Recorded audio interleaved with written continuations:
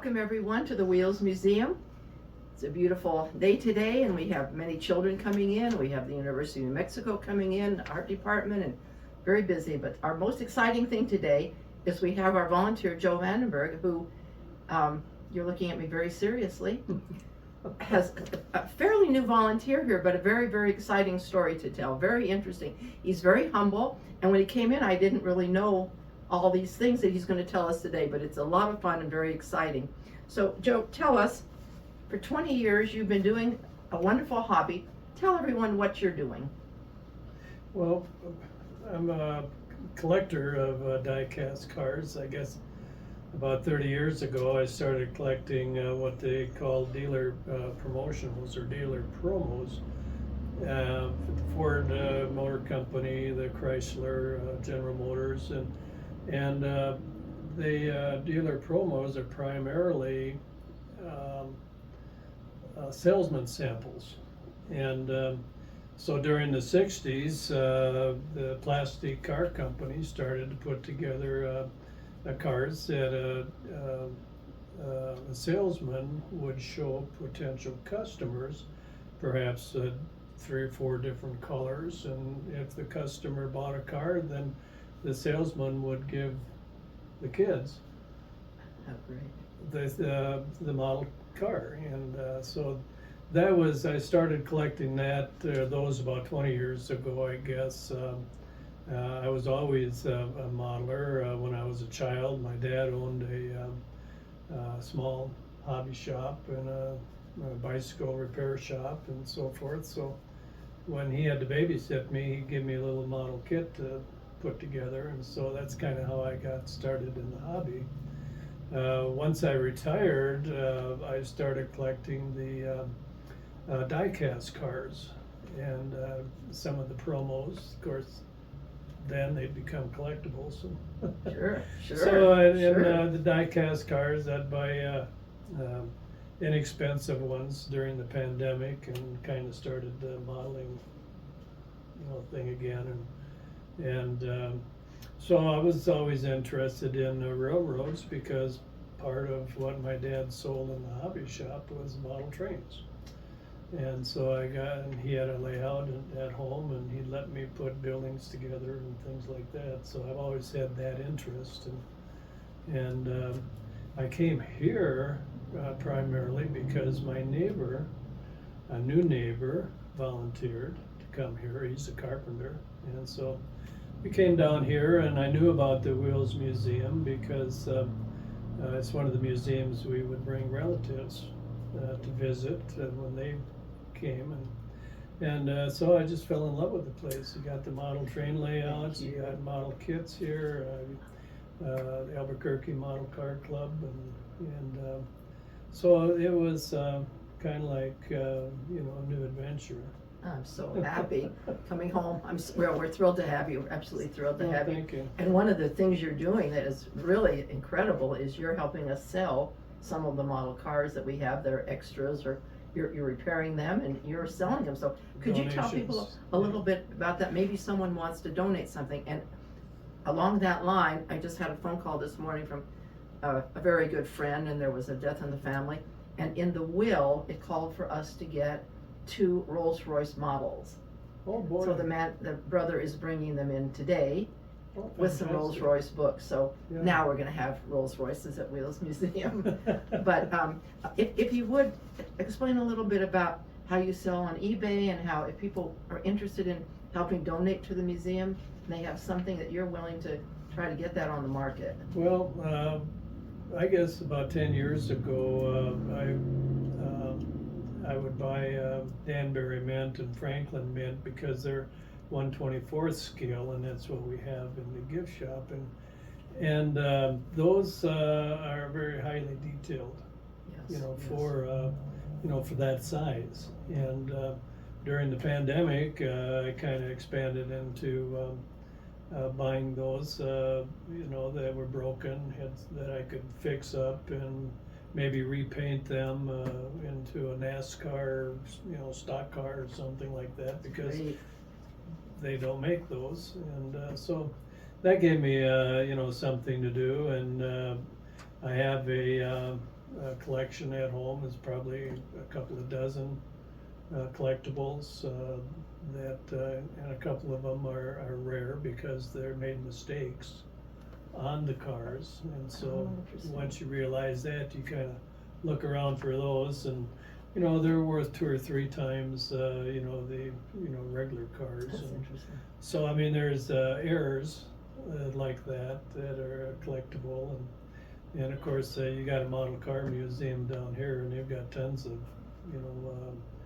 stock cars that I can look at and see what I want to do, and so. And the ones that we have for sale, those were donated to us, and so I try to find parts, cars on eBay that I can fix these up and clean them up, make them look a little bit better, make some corrections, touch up paint or something like that. And so my hobby of modeling comes in with that, and so I'm tickled to death about the opportunity to. Well, we're tickled be to in death. charge Yeah, of those die-cast cars. you were so humble. You came in as a volunteer and a docent, and you're wonderful at that. But we did not realize the depth of your capability and the detail. Well, I appreciate that. Thank you. Hope I'm not fooling anybody, but. You're doing a we pretty would good job. love to have, If you are doing a pretty good job of it, yeah. But the gift shop is it's a fun thing to do, and a lot of souvenirs, and these die casts are a good item to have because you can buy them here, for this just like you can on eBay, but you don't have to pay sales tax. Right, and you can see them, and you can get a lower price. That's right, and you can come into the museum, see the museum, and have fun. The Model Car Club meets here every month. They were here last Sunday, and when they started out, they had maybe half a dozen guys, and I said, if you come here, you'll get a lot of members, and now they're crowding the museum, which is great. We want them to do that, and they put all kinds of shows on and challenges and work, and they teach each other. And now we have a lot of young people doing it as well. So we're thrilled that you're part of this, and you're really the head of all this work, and it means a great deal to. Yeah, I know. Every year when the state fair comes around, I go to the modeling section to see what the guys what they're doing. Yeah, it's fascinating. Are putting together it's in their display cases. It's really a way to save our history and understand our history of the automobile and the train and all the things that have wheels that make our country, make our world. So, yeah, it's fascinating with the cars and fire trucks in here. And a lot of fire trucks, automobiles. Got one car there is a one owner 1928 Dodge. Yeah, full size. Yeah, and that's true. How does that happen? I know. Well, yeah. We have the original Chalmers car that was owned by the man who built the Chalmers Motor Company. Oh, okay. That big, a full size car we're talking about now. Yeah, I was curious about that. Yeah. Yeah. And if you look in the car, one of the young volunteers are polishing and yes, dusting if those one looks cars. in that Chalmers automobile, there's a place for the chauffeur to sit because he owned the company and he had a chauffeur. And then the story is that his grandchildren came one day and threw blue paint all over that magnificent maroon colored car, and they had to repaint the car. But the car is here at Wheels. So you're absolutely right. We have full-size automobiles, we have model automobiles, and trying to extol the history of the automobile here at the Wheels Museum. Yeah, it's fantastic. Like I say, I'm totally amazed at the model train layouts. I mean, they look so realistic. Don't they look wonderful? Those guys are doing a they're good doing job. a gorgeous job, and the detail of that, and the technical work, and the time-consuming work, and even keeping them clean is a huge job. So it is very lucky to have all of you who do this incredible work. Really, it's just fabulous. And then we also mentor children. We teach them how to run trains and about the model cars, and so that's another part of what we're doing is trying to get the youth interested in this. We're doing a lot of work with schools and curriculum. The teachers are telling us that children nowadays don't have the hands-on opportunities like we are talking about, and so they want to bring them here to have those opportunities to see. And it's a good hands-on for the young kids too. I've seen several 3-year-olds that they don't want to go home because they're watching the trains. That's right. That's right. Our biggest problem is children crying when they have to go home. That's exactly right. They love it here, and they love to learn and see what's all this real rail Yeah. train things aren't, yeah, so happy. No, Yeah. it's a wonderful job and it's a wonderful experience. Oh, All of our relatives that come in from out of town, this is a oh, thank museum you. that we take them to. Thank you so much. And, Thank you so much. and they're totally amazed. We're bursting at the seams. As you see, Mhm. I have a policy that every square inch should be covered, and almost every square inch is covered in here. So we have about We're 10,000 working on it. items, and we're looking for more space now. So we're working with the university, CNM, and other people Oh. the city to try to get more space. Yeah. I'm out of space. When we moved here in 2008, 21,000 feet, people say you'll never fill up the building. And I said the building's too small. And that's proven to be true with a lot of kind people who have donated about $5 million worth of exhibits to us so far. Wow. Yeah, Holy smokes. so. Well, I and know they you're help- looking for more space and have more things Yes, to put yeah. in the museum. and, We're trying to, have the space. Trying to redevelop the building behind us, the Babbitt Shop, which is about 5,000 feet, to make the New Mexico Model Railroad Center. And we're looking at the machine shop, which is 800,000 square feet. So that's our big goal. But in the meantime, we're having a lot of fun, a lot of interest, and we're so grateful to you for Oh, well, being thank here, you. your I kind help. really enjoy it here. Thank you It's, so much. It is fun. It is fun to play with toys all day. Well, it is. Yeah, and, yeah. Time flies. I mean, It does, it's, doesn't it? You know, I was amazed. When I first started here, I was learning to be a greeter. Yeah. And there was two brothers from Finland. And they spoke very good English, of course, because otherwise I wouldn't be able to Sure. been much of a greeter. But I kind of, told them about the highlights and showed them, a few things that were very special and Thank very unique. And they just loved it. They said So happy. if they come back, they will come back here Oh, and how go through the wonderful. Yeah. museum again. So, Thank you. We do get people from all over the world, and we get some people who are local or from New Mexico come every week with Yes. children, and they say, this is our favorite thing, we want to be here. So we're happy. We're happy to help our Yeah. community. We're all volunteers, and we're happy to help our community. We're very happy to invite you to events that are coming up at Wheels Museum. On the 22nd, we have a good friend of mine who's a professor from the university, Dianne Layden, and she's coming at 11 o'clock in the morning to talk about Oñate and the story of Oñate coming. So you're welcome to come. There's no charge for that. We hope you'll come. No charge. And of course, you're welcome to see the museum, and we'll be open that day until 2 o'clock. We're open after the event and before the event. On the 29th, we have educated and sophisticated and capable man, John Boersma, is going to come to talk to us at 10 o'clock in the morning about AI. So we don't want you to be scared of AI. He's going to talk about how AI relates to transportation and what it's going to do for our future. And I think this is going to be a fascinating presentation. There's no charge for this event either. On July 6th, we have the Jeff Mann Trio from 11 to 12. That's a fabulous music group, and that is $10.